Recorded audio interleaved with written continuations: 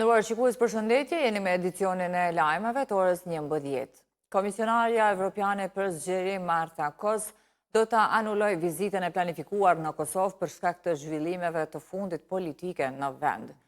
Këtë e kanë konfirmuar zyrtarët e Komisionit Evropian, duke precizuar se Kos tashmë e ka informuar kryeministri Kurti për vendimin e saj. Komisionarja Kos synon të udhëtoj për në Prishtinë sa më shpejt të mundur, u tha nga zyra e shtypit të Komisionit Evropian. Vizita e Kos ishte parapar për mesin e kësaj jave. Ishte menduar që kjo vizit gjithashtu të përkënte me lajmin për heqjen e masave ndaj Kosovës.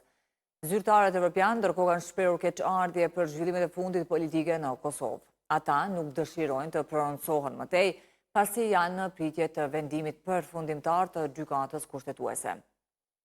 Kryeministri Albin Kurti ka zhvilluar mbrëmje një bisedë telefonike me komisionaren për zgjerim të Bashkimit Evropian Marta Kos, ku diskutua për procesin e integrimit dhe ecurinë e reformave. Ministri i Punëve të Brendshme Xhelal Sfeshla po merr pjesë në forumin e Salzburgut, ku trajtohen sfidat rajonale për menaxhimin e migracionit dhe sigurinë kufitare. Ai vlerësoi sistemin e hyrje daljeve si një hap të rëndësishëm drejt modernizimit të kufive dhe ritheksoi angazhimin e Kosovës për bashkëpunim të ngushtë me Frontex dhe Europol për forcimin e sigurisë dhe kontrollin efektiv në zonën e Ballkanit Perëndimor.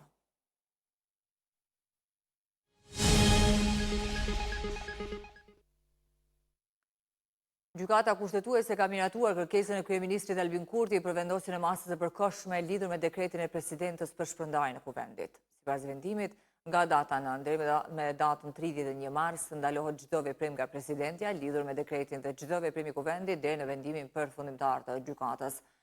Kushtetuesja thekson se masa është vendosur për të parandaluar dëme të pariparueshme për rendin kushtetues dhe funksionimin demokratik të institucioneve. Presidenti Vjosa Osmani ka deklaruar se është e bindur që dekreti për shpërndarjen e kuvendit është në përputhje të plotë me kushtetutën, pavarësisht masës së përkohshme të vendosur nga gjykata kushtetuese.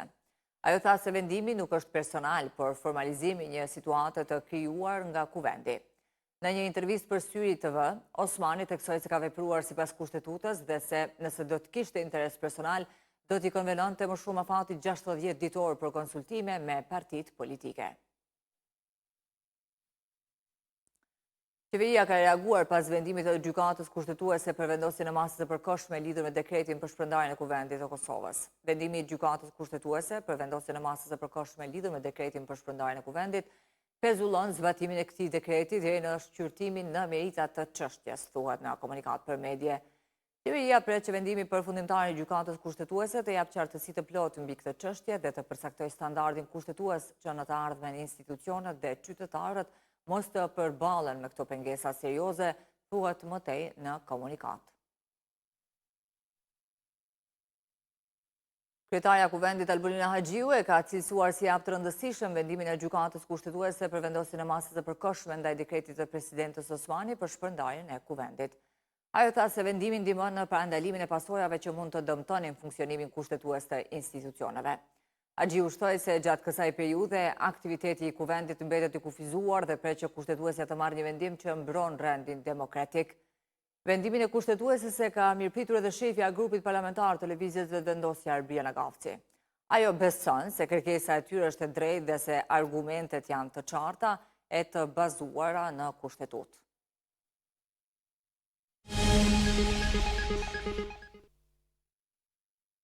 Në Rahovec janë gjetur mbetje mortore që dyshohet se mund të përkasin personave të zhdukur gjatë luftës në Kosovë. Njësitë policore në koordinim me IML-n dhe me urdhër të gjykatës i kanë tërhequr mbetje dhe i kanë dërguar për autopsi dhe analizë ADN-je për identifikim. Mosnënshkrimi i kontratës për shërbime mund të çojë në shkyqje nga rjeti. Kështu ka njoftuar zëdhënësja KRU Prishtina Jeta Mjeku në emisionin e mëngjesit në RTK. Sipas saj, konsumatorët me borxhe do të marrin disa vërejtje dhe mund të paguajnë me këste pa kost të shtesë. Tashmë është bërë obligim ligjor që konsumatori ta nënshkruaj. Ne furnizojmë me ujë të pishëm diku mbi 180.000 konsumator, 70.000 kontrata janë nënshkruar, kanë mbetur edhe një pjesë tjetër. Në moment që kemi dërguar kontrata para 5-6 muajve përmes postës, konsumatori nuk i ka nënshkruar dhe i ka kthyer mbrapa. Andaj Cilat kanë qenë këto përgjigje, këto refuzimi këtyre? Absolutisht nuk dua të merrem me këtë kontratë. Më thonë, nuk ka qenë një qasje e mirë e konsumatorëve, qoftë ndaj inkasantëve, andaj thash është obligim ligjor. Ai që nuk e nënshkruan, shkyqet nga shërbimet e furnizimit me ujë.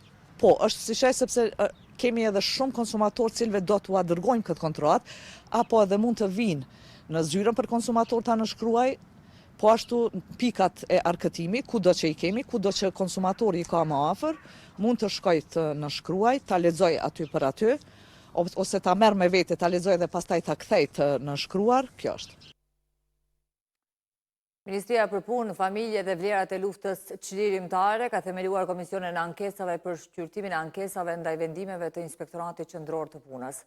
Ministria fton qytetarët që brenda afateve ligjore ta përdorin të drejtën për të adresuar çdo paqartësi ose ankesë ndaj vendimeve të inspektimeve.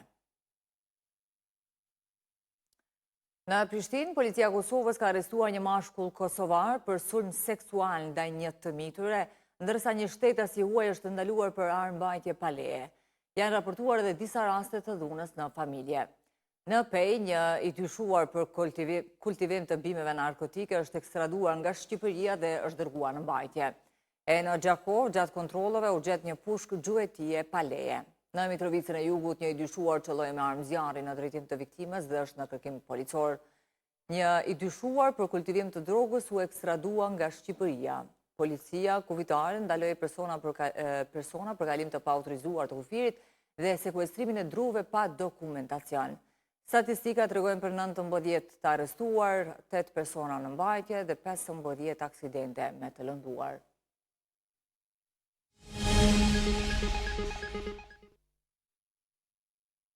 Sistemi VAR në futboll gjithnjë ka shkaktuar polemika për vendimet në fush, por ajo që ndodhi në Gjermani kalon çdo parashikim. Gjatë ndeshjes mes Munster dhe Hertha Berlin, teknologjia nuk dështoi nga software, por nga dora e njerëzit.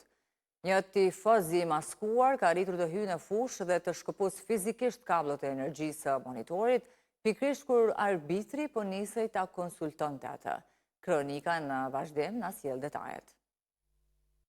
Të nderuar shikues, kaq për këtë edicion të lajmeve, bashkë takohemi në edicionin e orës 13. Ne ju falenderojmë për vëmendje, mirupafshim.